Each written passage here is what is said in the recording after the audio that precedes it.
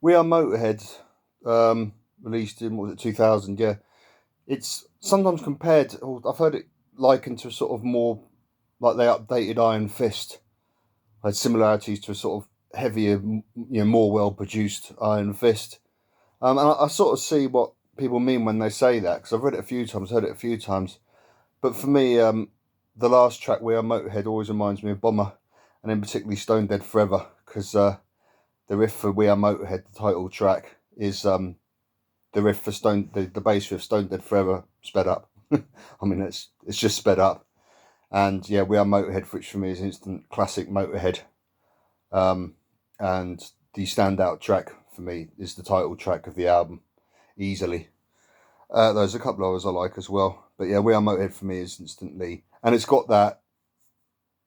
Not to labour the point, but it's got that particular two-note riff that they use so much. Ace of Spades or Back on the Funny Farm with Robbo.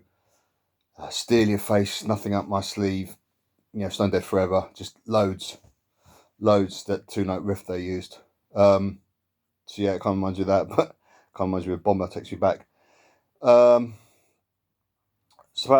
yeah, it was more one for after sort of Snakebite Love. This one sort of pleased the headbangers, as it were, the ones who really like the Motorhead breakneck speed, because I mean it crashes in with that See Me Burning, really tight drumming by Mickey D. It's got that type of burner type riff. It's that kind of feel to the song.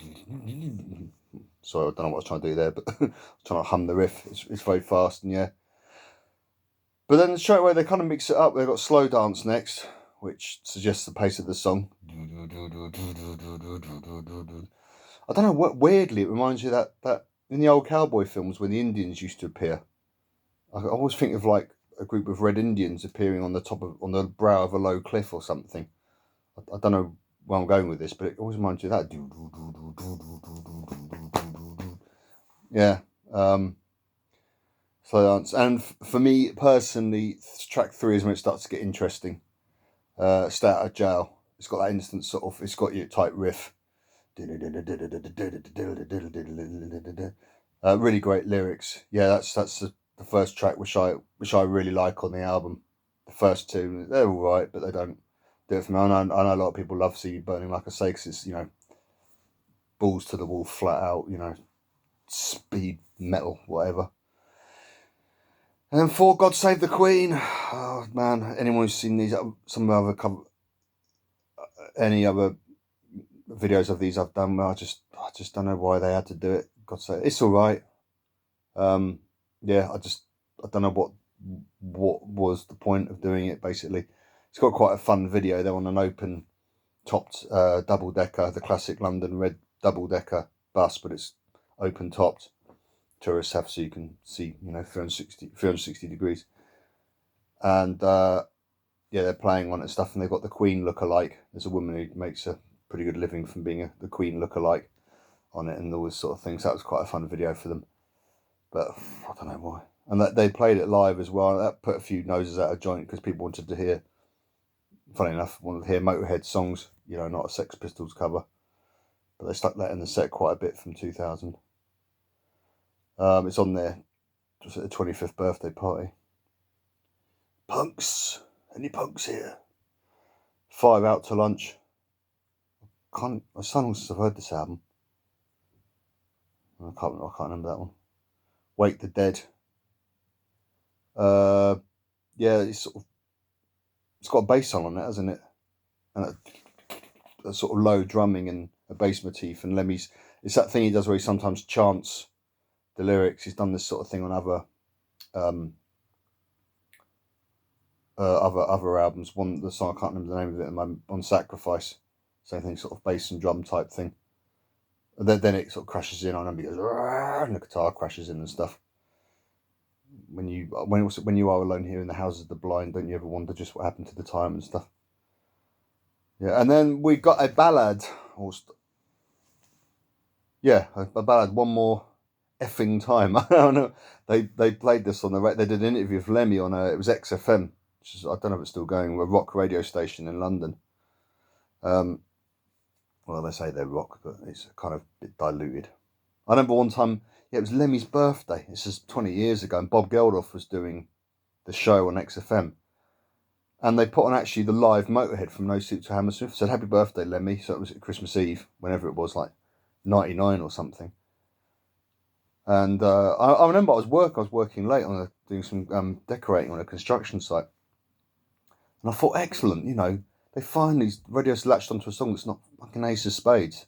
Yeah, and to top that, one of my top Motörhead tracks, which is a live Motörhead.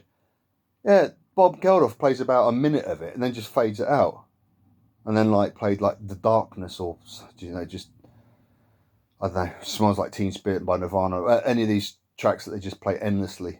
And how lame was that? Anyway, but they had an interview with Lemmy. I remember the interviewer called him our favourite Ian.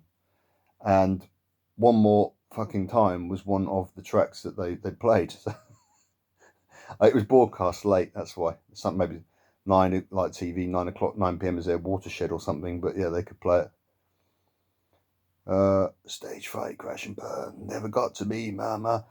So I remember reading an interview with Lemmy, and he said, it's funny when you see Lemmy, he's, you know, totally confident up there, head jacked up and stuff. And I'd seen him a few times being filmed just before they went on stage at some quite big festivals.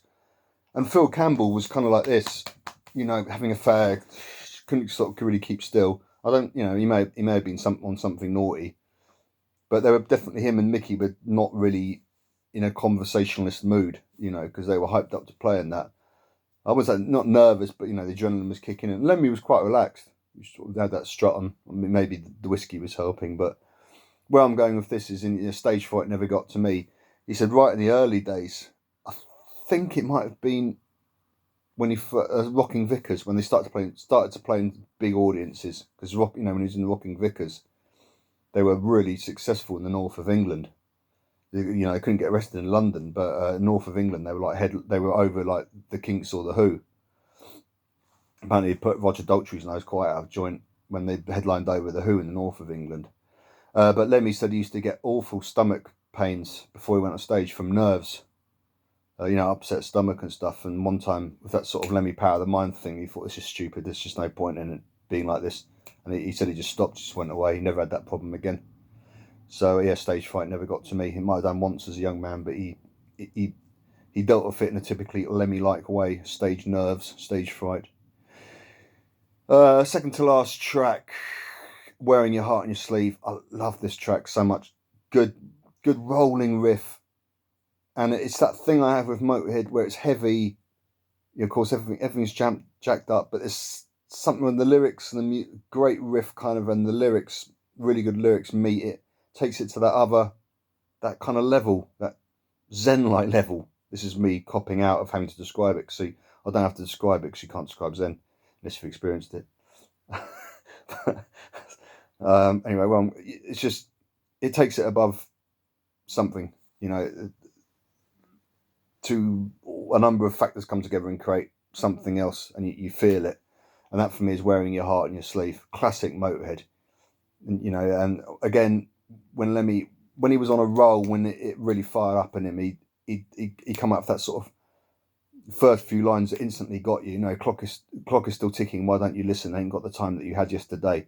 Oh, right, you know, and it's kind of like a warning, admonishment. You know, get off your ass and do something. You know, warning, don't be complacent. All this sort of thing. So yeah, it worked on multiple levels, I suppose is what I'm trying to say.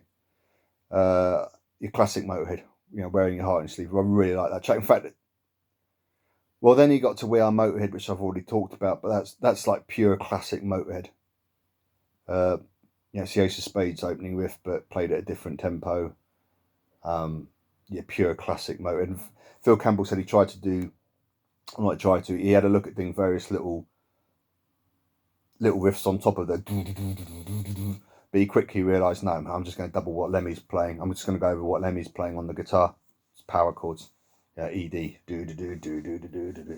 yeah. And for any guitarist, bassist, I've done covers on both bass and guitar.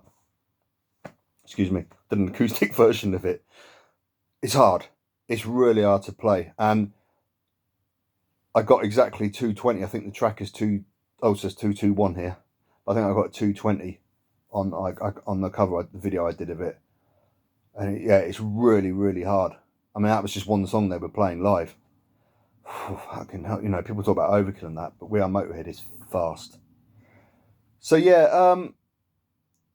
for me there was 3 albums: Snakebite Love, this one, We Are Motorhead, and next was Hammered, that had some interesting stuff on them. A couple of tracks I liked, 2 or 3 tracks I liked, but mainly I was kind of a bit indifferent to, and even a bit like in the case of the cover, the Sex Pistols cover, you know, each their own, whatever. But why, you know? Not that I don't like the Sex Pistols, I do, but anyway, I've gone off about that. But yeah, so 3 albums that were kind of, that were a bit for me in places a bit near, or and a few tracks that, oh, until it got to Inferno, which for me is a classic Motörhead album, and you know, I think almost every track on there I just love. But that was coming up later. So if that was We Are Motorhead, with which they greeted the new millennium.